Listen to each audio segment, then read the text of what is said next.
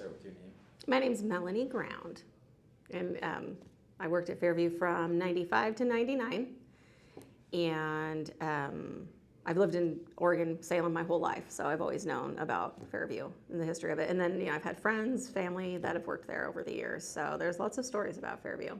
So Fairview was originally started as a home for the developmentally disabled. When it was deeded to the state of Oregon in 1901, the man that deeded it, he deeded the entire property, all of his acreage as property to the state of Oregon. And the way he worded it in his will, and we cringe about this today, but the way he worded it was to provide a home for the handicapped and feeble-minded. That was how, back then, that's how they referred to people who were mentally retarded, developmentally disabled, intellectually disabled. It had housed children, infants, all the way up to geriatrics, adults. By the time I worked there, they did not house anybody under the age of 21 anymore. Those people had all been moved off of grounds. But when they had first started Fairview, they took in basically any children that were deemed unwanted. There were clients that were physically, mentally sound. The only thing was that they had been born blind, and their parents had been advised to leave their children at Fairview because it would be too much of a burden to care for them. And so there were a lot of people that we called them institutionalized because they had lived there their whole lives. They had no idea how to operate independently on their own. They didn't know how to not have somebody telling them what to do every part of their day. When I worked at Fairview, every part of the client's day was structured and scheduled. They had 24-hour schedules broken down 1 hour at a time.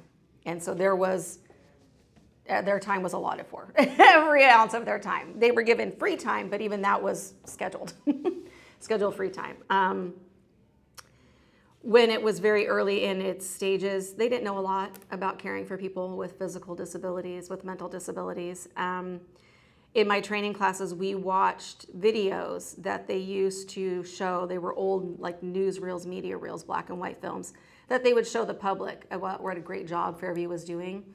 And in our mindset, modern day mindsets, it is atrocious to see the care that they were providing to children, laying on mattresses in diapers and just laying there with no interaction from people, all by themselves, left alone with physical deformities. They couldn't move themselves, they couldn't get up, they couldn't feed themselves, and they're left there like that all day because at that time nobody knew better. And then as science advanced and they got to know better, they did better.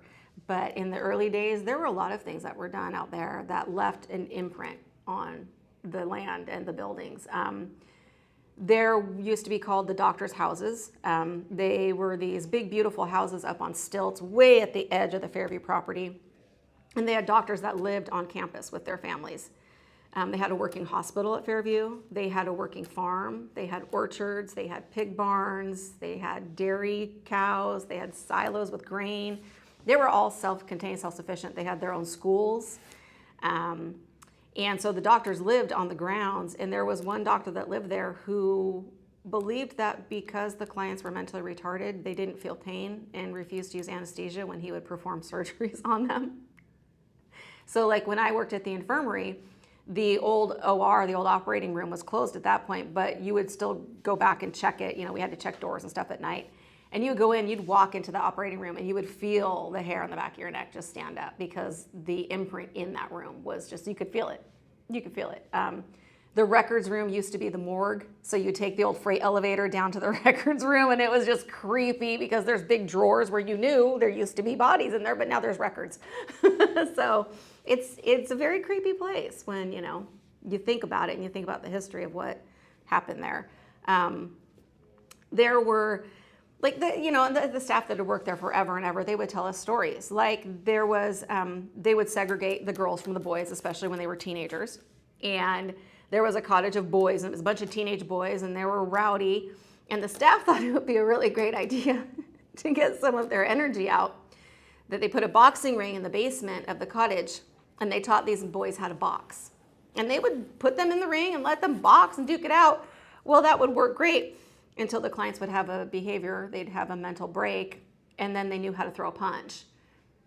And I asked the staff once, so those cages, because there's big metal cages in the basements of the cottages, and I was like, so did you lock the clients in those cages? He goes, no, we locked ourselves in there and played poker. You know, it's like, that's the dark side of Fairview that people don't talk about is, you know, there were clients that were really, the only reason they were at Fairview is because they scored low enough on an intelligence scale to be considered mentally disabled, but they should have really been housed in a psychiatric facility. They were a danger. And so they were on a cottage that was locked down. Like you lock the door when you unlock the door to go in, you lock it behind you. The next door, same thing. And there's locked doors all the way through the whole building. It's, you know, you have to carry keys, and that was another area of Fairview. You know, I worked graveyard there, and there would be times like I worked in a unit that had no, people were non-ambulatory. They couldn't walk. Most of them didn't really talk. They didn't really feed themselves. They had little like switches they could use to turn on the TV or turn on equipment. And at night, they'd all be in bed. All the equipment would be put away. Night staff would be like folding laundry, and the TVs would come on by themselves. We'd hear doors opening and closing, and clients can't get up and walk around, so who's closing and opening doors? So there was all kinds of stuff like that happened out there. So when I started working there, the Department of Justice had taken over monitoring all of the institutions in Oregon. And they have a contract with a company, and the lady at the time when I worked there that ran it, that she was called an assessor, and her name was Sue Gant. And she would come out with a team, and they would visit institutions, and they would basically monitor what all the staff were doing. They would interview staff. They would interview the clients that could be interviewed. They would observe you doing your jobs. They would observe the nurses, and just to make sure that things were being run according to state guidelines, according to current science of how these patients needed to be cared for, how they should be treated, and to make sure that money was being used fiscally responsibly, because Fairview took up a huge amount of the state's budget, huge amount. And so they had determined that the money could be better used to provide care for these people if they were in smaller community programs and smaller homes, rather than one great big institution with all this overhead. If we had them in individual homes with smaller units, they could be better served. What they didn't understand is that a lot of those people had lived at Fairview their whole lives.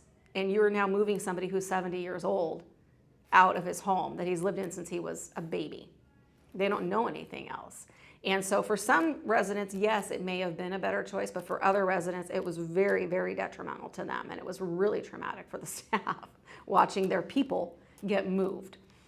But that was their philosophy, is that it would be better to serve the people in smaller environments than one great big institution. And there was a lot of back and forth that went with that. A lot of staff felt like they were really doing a disservice to a lot of the people that lived there by putting them in smaller community programs, because a lot of these programs didn't have the extensive training that we had. When I started at Fairview, you went through 3 weeks of orientation, and then you went through another like 90 days of training on like in a cottage, you know, working with your people before you were considered like permanent staff. And there were some of the community programs, like they would come in to meet our clients before their clients were supposed to move there, and they didn't even know how to use an oximeter. They didn't know how to use oxygen tanks. And we're like, you can't have medically fragile people coming to you. And they're like, well, we didn't know they were medically fragile. Like there was a whole lot that went on when Fairview was closing. But it all came down to budget and money. Sue Gant came through, I remember, and she was observing everything. And she, for whatever reason, they had decided that the people that lived there should be treated according to their chronological age, not their mental age. And I mean, a lot of the clients there wore clothes that had like cartoon characters on. I mean, I wear stuff with cartoon characters on it, you know, like Mickey Mouse clothes or, you know, whatever. And for whatever reason, she had decided that that was not appropriate for them. They should not be having stuffed animals. They shouldn't have clothes with cartoon characters on it. They shouldn't have toys, because they were all adults, and confiscated all of it with no warning. So the staff all come in, and all of our clients' stuff is just gone. We don't know where it is. It's just gone. And we were told that it was taken by Sue Gant. with no warning, no heads up, no anything. And I was like, I was not having it. So I got together with some of the other staff and we went to the client's rights office and we filed a complaint against Sugan, the Department of Justice, and filed a report of stolen property. And we had a big meeting and I told her she had stolen their property. If she wasn't going to reimburse them with money because they had used their own money to buy those things, then I would file a police report. And we all went to this meeting wearing all of our cartoon clothing because we're normal adults and we can choose this for ourselves and they choose their clothing. And we were able to show her that these clients had made the choice for these things. They choose these things by eye contact, by motion, by whatever. And she returned all those items to the clients. Who's Sugan? She works for the Department of Justice. She was the one that orchestrated the closure of Fairview. Oh, really? Yeah, she also orchestrated the closure of Damascus Hospital and a lot of the other institutions around Oregon. I don't think she still works for them, but she did when I left there. Was it pretty quiet by the time you left? Like, how many patients? Oh gosh, no, it was still, so we still had, let's see, the infirmary was still running. We still had all 3 of the intensive care cottages. We had Cascade, Magruder, let's see, the Hill was still working, Social Skills was still open. So yeah, there was still a lot of clients there when I worked there. Quite a few. Yeah, so and that was the thing, like with the staff there, like a lot of the staff, we built a really good rapport with the people we took care of. One of the clients there, Laura, she used to come home to my house and have dinner with my family, like my ex-husband now, but he used to bring her home and she'd have dinner with us and we'd take her on outings. I met her family when I would take her for home visits. She was a really interesting character. She was a pretty neat girl. And I followed up with her after Fairview closed. She got married while she lived at Fairview while I worked there. She got married to one of the other residents there, which was pretty interesting. And they got to live in a duplex, each on one side. So they still got to be together after Fairview closed. They couldn't live together because they would fight, but they were really cute. But yeah, I followed up with them. And I would see them, it'd be funny, like I'd be at Walmart and I'd hear this Melanie from like across Walmart and I'd turn around and it'd be one of my clients from Fairview and they'd recognize me and they'd be like, "Hi, friend." And I'd be like, "Hey," you know, I'd see them out in the community and they still recognize me. After Fairview closed, I saw the majority of the clients there either being taken home by staff and staff took clients into their home and opened their own foster care homes. And then the majority of them moved into what was called the state-operated community programs. And so it's small group homes run by the state of Oregon. So they're still clients of the state. And they're being cared for mostly the same way they would at Fairview. The difference is, so at Fairview, all of their services came to them. Physical therapy came to them. Respiratory therapy came to them. The infirmary was their doctor, and that was on ground. So you literally went from your house down to the doctor's office and back, and you could walk, because it's all on a campus. When they moved out to the community, now you have to take them to their appointments. And so that was a big change for a lot of clients because they were used to having everything come to them. And it did make it a lot easier on the clients and the staff having all of their medical professionals right there on grounds. Because you could literally just be like, "Hey, so-and-so's not doing so good. We need somebody to come over here. They need a breathing treatment like right away." And we'd have somebody right there. That was the big thing that I noticed was the access to services was limited when they moved out to the community programs. But other than that, a lot of them still stayed within state-run services somehow. A lot of them, their families, I mean, when I worked there, the age of these people, their parents were like my parents' age, and like my mom is now 81. So, I mean, their parents were already aging by the time I was working with them, and a lot of their parents weren't equipped to take them home. And there were clients that were abused by staff. Even when I worked there, we had staff that, got fired and arrested for abusing clients. And so it wasn't like it was all peachy keen, hunky-dory, But the work that we did and the people that worked there that actually cared about working there, it made it it made it better for the people. I mean, probably now there's a lot more safeguards in place, but when they first closed Fairview, we had a lot of residents that lived there that were actual sex offenders. But because they were considered mentally retarded, they weren't incarcerated. they were living at Fairview. And so they weren't allowed to leave grounds without supervision. They had to have 2 staff to 1 client because they were considered a danger to the community. And they took these clients. They're not still there now, thank God. But when they first moved them out, their plan was to move them to a cottage on the grounds of the state hospital, which sounds great in theory, until we saw where they had the cottage placed. And it was literally 10 feet away from the Head Start with nothing but a chain link fence in between them. And the staff at Fairview were like, you can't put those clients in that. You can't do that. And they did anyway. And the first thing that happened was one of the guys exposed himself to the little kids at the Head Start, like right off the bat. They didn't listen. Then they had to move everybody. So, it's like, are they safer? I don't know.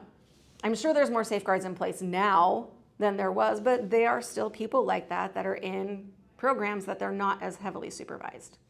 I think that if they had done more to talk to the staff that actually knew the clients as well as we did, to address the concerns for the care of the clients, and let the staff that had been caring for those clients go and view where they were going to be placing them and make recommendations, it would have been a much smoother transition.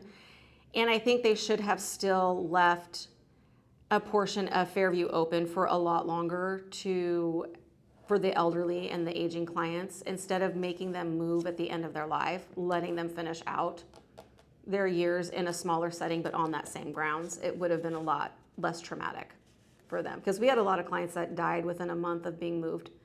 They just gave up, which was really, it was hard for me. It was hard for me watching some of my people that I knew shouldn't be leaving go. Yeah, well, I knew that Fairview was going to be closing, I didn't want to go work for the community programs. I didn't want to do it because it just, I knew how the state operated community programs were run, and it wasn't going to be the same. And I felt like I would spend more time advocating for my clients than caring for my clients, because I'm one of those people that I can't keep my mouth shut when I see something wrong and something being done wrong with a person. I can't not say anything. Like when Sue Gant had come through, my client that I had, he had one-on-one care. So he had 1 staff for him every shift. He had his own personal staff person. He had come from Eastern Oregon Training Center. His staff over there had taken him on an outing and run over him with the car because they weren't paying attention, and he ran away, and he was hiding behind the car, and they didn't realize it, and they literally backed up over him. And then his sister sued the state, so they moved him to Fairview, and it was our job now to keep him alive and make sure she didn't sue the state. And he was a really sweet guy, but by the time he got to us, he couldn't walk anymore. He was in a wheelchair. He couldn't talk because he had a tracheotomy because of being run over, but he was still ornery, and he had an attitude. I loved him to death. And he would look at you, and like you could put a little thing on his trach and he could talk, and so he would say naughty words and be mean and tell you to piss off, and he was funny. And he loved to have people rub his head, like that was his thing. And it was because his mom did that when he was a baby. Nobody could, for the longest time, nobody could figure out why he would always put your hand to his head, and he'd want you to do this. And he had lumps all over his head from beating himself in the head. And he'd want you to do this and rub his head. And nobody could figure out why. They just thought it was a behavior, it was obsessive. Well, then his parents came to visit, and I saw his mom doing this as she's talking to him, and I was like, that's why he does that. That's why he likes that. So I told the psychologist, that's why he's doing that. And they tried to make the staff, they told us we couldn't do that. We couldn't rub his head because it was making his hair greasy. We had to use a hairbrush and brushes. And I'm like, no, I'm not doing that, because that reminds him of his mom. It calms him down. If he wants me to rub, I'm going to rub his head, But while all 3 of his regular staff had their days off, we all ended up with our day off together at the same time, which that never happened. For some reason, they decided on that day they were moving him from one cottage to another without any of his familiar staff being with him. They just moved him, all of his clothes, all of his stuff, over to a different cottage, a different room with roommates, where he'd had a room all by himself. And now he's got 3 roommates who are loud, who have behaviors. One of them throws around shit and regurgitated food, and it was disgusting. And I come walking in and all of his stuff is shoved in a corner. His oxygen tanks are all tangled up, like you can't get to anything. And I was like, are you people kidding me right now? And right as I walk in, he is crashing. And they've got people in there trying to clean out his trach, and they're trying to bag him, and like he almost died. And I was not having it. And so Sugant happened to be on grounds that day, going through and doing an assessment of Fairview, and Willie was one of her little pet projects. And so she came in to see how he was doing. And I said, actually, we're not doing great. I'm just going to be honest, we're not doing great. And she was like, what's going on? And I explained to her everything that was wrong and everything that happened. I said, he needs to be next to the nurse's station. He needs to have his own room. He needs this, he needs this, he needs this. And I was mad. And the other staff were like, I can't believe you talked to Sugant. I'm like, why? This is her job. Like, she's supposed to make sure these people are taken care of, right? She tells me how to do my job. Well, here we go. And they were like, I can't believe you talked to her. I'm not scared of her. I don't care. And the next day I came in and two cottage managers were like, we don't know what you did. We don't know what you said. But look. And I looked, and Willie had his own room right next to the nurse's station with his own bathroom. And all of his stuff was all set up nicely. And they were like, Sugant took care of this yesterday. And they're going, by the way, she left a letter in your file of commendation. Because I just stood up. I was like, I'm not putting up with this. I had to say something. I couldn't let it go. I had to say something. And I was like, I'm going to spend all my time in the community programs saying something. So I went to work for a DHS office. Can you talk about a little bit about what's happened to the grounds of Fairview since its closure? They have turned it into they're turning it into community housing, as far as I know. They're tearing down the buildings. Some of the buildings are on the historical registry, so I think they can't tear down like Le Breton, which is the big green one. I think that one's on the historical registry, so they can't tear that down. But I know most of the other buildings have been bulldozed, and I know that like the greenhouses, they are turning those into community greenhouses for like the little housing development that's down there now. And they're turning that, as far as I know, the whole plans for the grounds is to turn it into a big housing development. So when they put in the new Leslie Middle School, because the Leslie Middle School used to not be there. It used to be farther down by south. And so when they moved and put Leslie right there was such a big deal about that, because where the backside of the field at Leslie lines up to Fairview's property, the cottage that was right on the other side of that chain link fence was one of those cottages with dangerous offenders in it. So it's like when the city plans these things, it's so funny because we always, like all of us at Fairview went, what are they doing? It was the same thing when they went to move those guys to the state hospital grounds. What are you doing? Yeah, well, I don't think they understood where I don't think they understood where they were lining that up against Fairview's grounds. They just, we got a fence. It's fine. It's not fine. It's not fine. So one of the clients, when I worked at Social Skills, one of the clients that was housed at Social Skills, his father was actually a Oregon State Supreme Court judge. And when that boy had been born and his parents were told that he was, mentally retarded, they were told to just leave him at Fairview and forget they ever had him. And his mom couldn't, but his dad just basically, his brother would come and tell us, like, yeah, my dad refuses to acknowledge that. He didn't know he had a brother. He didn't know he had a brother until he was like a teenager. He had no idea. His family would not tell him. And so then he finally got his mom to tell him about his brother, and then he would come and see him. But he was like, yeah, my dad still won't acknowledge that he exists. Like, yeah, there's a lot of those stories out there. Some of those people have some of the most amazing stories and some of those heartbreaking stories too. And that's the thing, is a lot of them get forgotten because, we have the museum at the state hospital. People don't really know about Fairview. They don't talk about the people who lived there. Yes. There's like one of the residents there. He was one of my favorite guys, and his name was Mike. And he was super with it. He was very with it. And everybody would tell you, if he cusses at you and he's rude to you, it's fine. It means he actually likes you. But if he does not talk to you, you better steer clear of him. And so I come in and be like, hey, how's it going? He'd be like, fuck off, And he'd be like, suck my, I'm like, oh, rude, But, oh yeah, he'd say the rudest things, and I'd laugh. And there was one day we were standing outside, and I said, why do you live here? I said, dude, you are so, like, he would make fun of the other residents when they'd be having their behaviors and stuff. And I'm like, why are you here? Like, you could totally have your own apartment out in the community. Like, why do you live here? And he goes, you kidding me? I have a job. I get 3 meals a day that are paid for, and I have an apartment, and somebody else comes in and cleans it for me. Why the hell would I not want to live here? And I'm like, and who's retarded? He literally just like, it walks off. And I was like, wow. But his IQ was below 61. That's why he was there. That was it. And he was violent when he'd get mad. And oh man, that boy, he could lay a person out. Yeah, he was scary when he'd get mad. But I just was like there were so many like that. Like they were so, you'd talk to them and you would never know.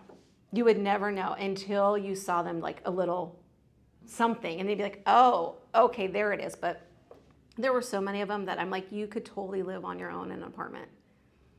And like in that book, you'll see in the Fairview Memory book, like one of the things that I loved is every year they would do a 4th of July parade, and we would have a carnival, and we would have a big 4th of July celebration all over the whole grounds. So all cottages got to compete and build their own float, and we would do a parade that would go all through the grounds. And so there's a picture of me in there on our float. That year the theme was 50s and 60s. And so like our float was a big VW bus, and our clients' wheelchairs were the wheels of the bus. And like, that was the good things that we did at Fairview. You know, they really were a community. And like a lot of the residents all knew each other. The upper level residents, they would come down to what we call the intensive care, and they would take those clients and wheel them to their work sites and and that was a job for them. They got paid to come and push somebody in their wheelchair to their job. Like they all had jobs, they all earned money. And they had an account in the accounting, and so they could go down to the accounting office and ask for their money and go out shopping with it if they wanted to. We would take them to the state fair. We took them to the movies. We would take them and do all kinds of fun stuff that just, you know, anybody else would get to do.